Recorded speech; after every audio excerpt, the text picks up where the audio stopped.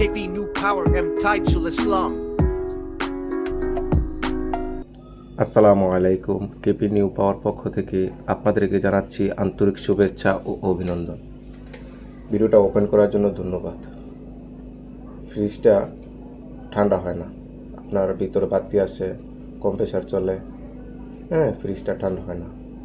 এখন আমরা চেক করে দেখব কী কারণে ঠান্ডা হয় না। এখন আমরা চেম্বার পাইপটা কম্প্রেসার করা থেকে ঘষাইতেছি। ঘষানোর পরে এটা ভালো করে ঘষাইতে হবে। দেখা গেছে ময়লা যাতে না থাকে। ময়লা থাকলে কি হবে, আপনার জ্বালাই করলে জ্বালাইটা ঠিকমতো বেজবে না, এটা ঘষাইতেছে। আর একটা কথা হয়েছে গিয়া, প্রতিটি ফ্যামিলিতে ফ্রিজ ব্যবহার করে।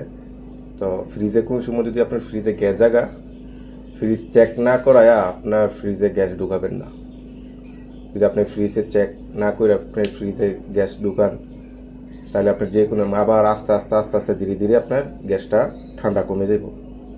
কারণ রয়েছে গিয়া, আমরা দেখা গেছে অনেকে মনে করি আমরা ফ্রিজটা তো 5 বছর চলছে, মানে গ্যাসটা কমে গেছে বা ক্ষয় হয়ে গেছে। অ্যাকচুয়ালি এরকম ফ্রিজের মধ্যে আমি কাজ করতেছি অনেক দিন যাবত, এরকম সমস্যা পাই নাই। আপনার দেখা গেছে যদি ফ্রিজে গ্যাস জাগা, তাহলে কয়েকটা সমস্যা হয়। একটা হচ্ছে গিয়ে আপনার কন্ডেন্সার লিক হবে, তা না হলে আপনার চেম্বার লিক হবে, তা না হলে আপনার কম্প্রেসার চলবে না।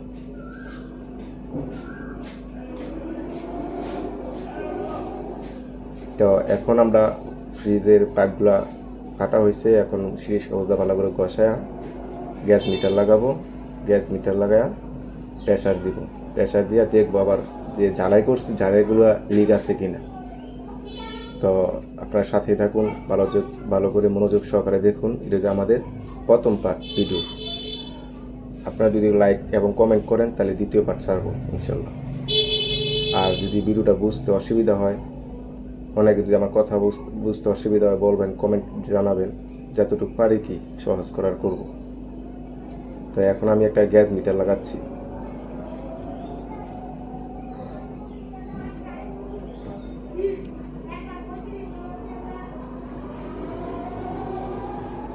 আর ভিডিওটা মনোযোগ সহকারে দেখলে আপনার এই ফ্রিজটার কাজ যদি আপনি মনোযোগ সহকারে দেখেন, আশা করা যায় আপনি একটা ফ্রিজে কাজ করতে পারবেন। তো ফ্রিজের কাজ পুরোপুরি না বুঝে কাজ করবেন না, কারণ হচ্ছে গিয়ে গ্যাস ভিতরে থাকে। তো আপনি যদি জিনিসটা না বুঝেন, যে কোনো মুহূর্তে দুর্ঘটনা ঘটতে পারে। কোনো কাজ সম্পূর্ণ না জেনে কোনো কাজ করবেন না। দেখা গেছে আপনি একটা ভিডিও দেখলেন, এটা জিনিসটা আপনি বুঝলেন না বুঝে আপনি একটা কাজ করতে গেছেন, দেখা গেছে যে কোনো মুহূর্তে একটা দুর্ঘটনা ঘটতে পারে। এই যে জ্বালাই দিয়ে করতেছি, এটা ভালো করে সূক্ষ্মভাবে জ্বালাই করতে হবে যাতে লিক যাতে না থাকে।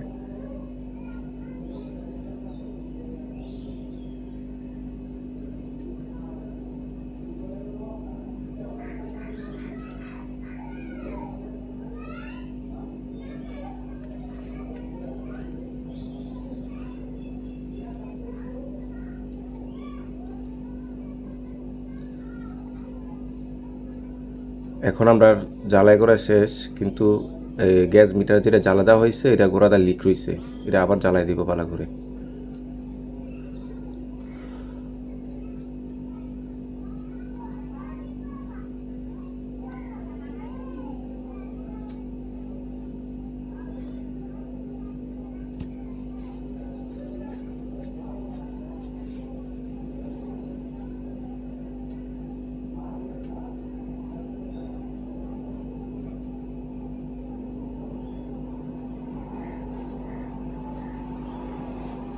কাজ শিখতে গেলে মনোযোগ সহকারে না দেখলে কাজ শেখা যায় না।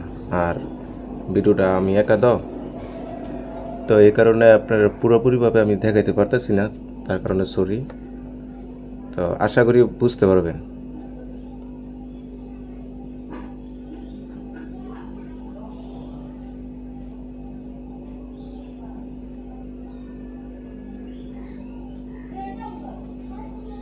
আমার জ্বালাই করা শেষ।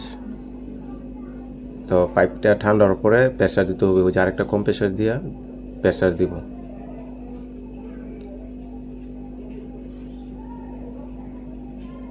দেখতেছি ঠান্ডা হচ্ছে কিনা। ঠান্ডা তো এখন হয় নাই, তো ফোমের মধ্যে পানি দিয়ে পাইপটা ঠান্ডা করব।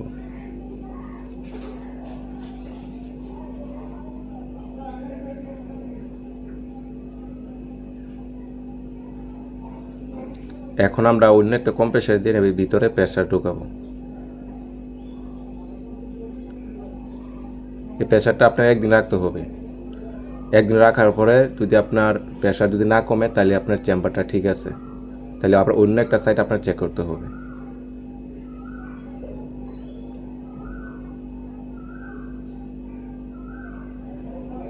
আমার প্রেসার দেওয়া শেষ। এখন ফোম দিয়া সাবানের ফেনা করে আমি যে পাইপগুলো জ্বালছি এটার মধ্যে লিক আছে কিনা এটা আমরা চেক করব।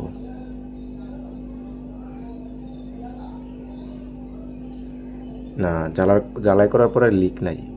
এখন এই মিলে আমি একদিন রাখবো। একদিন রাখার পরে যদি এটা ওকে থাকে তাহলে আবার অন্য একটা কন্ডেন্সার চেক করতে হবে। তো আমাদের আমাদের চ্যানেলের সাথেই থাকুন। পরবর্তী কী কাজ করি বা কীটা সমস্যা, কী সলিউশন, এই ভিডিওটা আপনাদের মাঝে তুলে ধরবো।